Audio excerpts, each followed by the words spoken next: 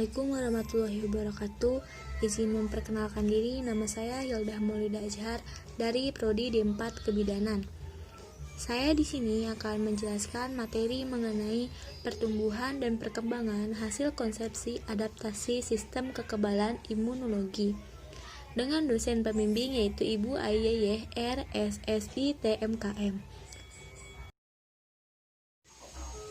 Baik, kita masuk ke materinya. Pertumbuhan dan perkembangan hasil konsepsi. Setelah terjadi pembuahan akibat bersatunya sel telur dengan sel sperma, kemudian akan diikuti oleh beberapa proses pembelahan dan selanjutnya hasil konsepsi melakukan nidasi atau implantasi. Embriogenesis atau pertumbuhan mudigah merupakan pertumbuhan embrio yang bermula dari lempeng embrional atau embryonal plate dan kemudian berdiferensiasi yaitu ektodermal, mesodermal, dan entodermal. Usia kehamilan 4 minggu dari embrio. Bagian tubuh pertama yang muncul adalah tulang belakang, otak, dan saraf. Jantung, sirkulasi darah, dan pencernaan terbentuk. Usia kehamilan 8 minggu, perkembangan embrio lebih cepat. Jantung mulai memompa darah. Usia kehamilan 12 minggu, embrio berubah menjadi janin. Denyut jantung janin dapat dilihat dengan menggunakan pemeriksaan ultrasonografi atau USG. Berbentuk manusia, gerakan pertama dimulai, tetapi belum dirasakan oleh ibu. Jenis kelamin sudah bisa ditentukan, ginjal sudah memproduksi urin.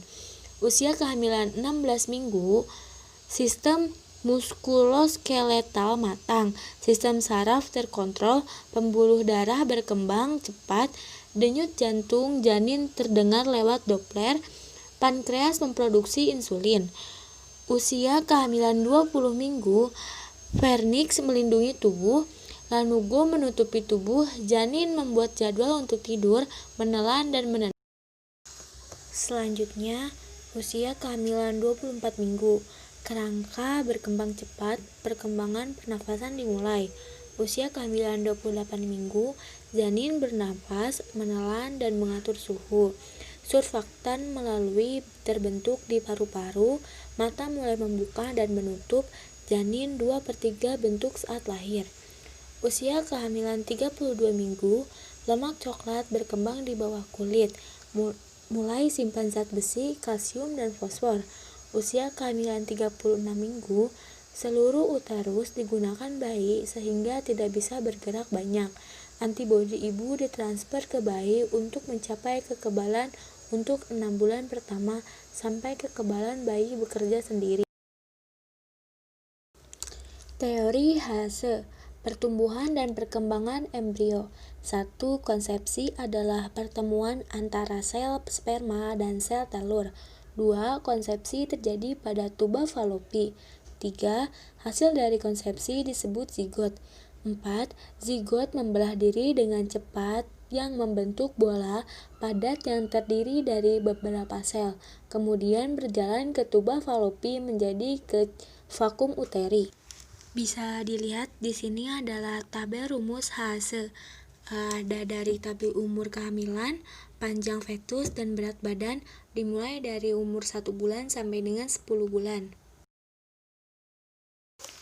Baik, di sini ada fetus pada berbagai usia kehamilan yang sudah dijelaskan tadi, dari usia 4 minggu sampai dengan 40 minggu. Sistem kekebalan imunologi. Sistem imun atau sistem kekebalan adalah sel-sel dan banyak struktur biologis lainnya yang bertanggung jawab atas imunitas, yaitu pertahanan pada organisme atau melindungi tubuh dari pengaruh biologis luar dengan mengenali dan membunuh patogen. Sementara itu, respon kolektif dan terkoordinasi dari sistem imun tubuh terhadap pengenalan zat asing disebut respon imun. Agar dapat berfungsi dengan baik, sistem ini akan mengidentifikasi berbagai macam pengaruh biologis luar seperti dari infeksi, bakteri, virus, sampai parasit, serta menghancurkan zat-zat asing lain dan memusnahkan mereka dari sel dan jaringan organisme yang sehat agar tetap berfungsi secara normal. Imunitas didapat setelah lahir, muncul setelah terjangkit imunisasi. Ada dua macam imunitas didapat, satu aktif dan dua pasif. Aktif yaitu imunitas yang dibentuk tubuh setelah mendapatkan perlindungan oleh imunitas tersebut, tahan lama atau seumur hidup. Yang kedua pasif yaitu imunitas temporer yang ditransmisi dari sumber lain yang telah memiliki kekebalan setelah menderita sakit dan imunisasi. Tubuh kita mengenal 5 tipe imunoglobulin atau disingkat dengan IG. IgG 75% dari total Ig, yaitu 1. Terdapat dalam serum dan jaringan. 2. Memiliki peranan utama dalam infeksi oleh darah dan jaringan. 3.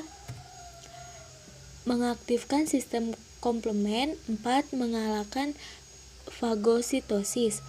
IgA 15% dari total Ig. Terdapat dalam cairan tubuh, darah, air mata, salavi, ASI, cairan paru-paru, cairan GIT, dan urogenital. Yang kedua yaitu melindungi infeksi paru, GIT, dan urogenital. IgM 10% dari total Ig. 1. Terdapat serum intravaskuler. 2. Ig pertama yang dihasilkan sebagai reaksi infeksi bakteri dan virus. 3. Mengaktifkan sistem komplement. IgD 0,2% dari total Ig. 1. Jumlahnya sedikit dalam serum. 2. Mempengaruhi diferensiasi limfosit B. Yang terakhir IgE 0,00% dan 4% dari total Ig. Terdapat serum. 2. Merupakan reaksi alergi dan hipersensitif. 3. Membantu pertahanan tubuh terhadap faktor-faktor yang mempengaruhi fungsi imun. Ada usia, penyakit kanker, umur, obat-obatan, nutrisi, dan radiasi. Baik, cukup sekian materi yang dapat saya sampaikan. Mohon maaf apabila ada kesalahan dan kekurangan. Semoga materinya dapat dimengerti untuk kita semua. Terima kasih.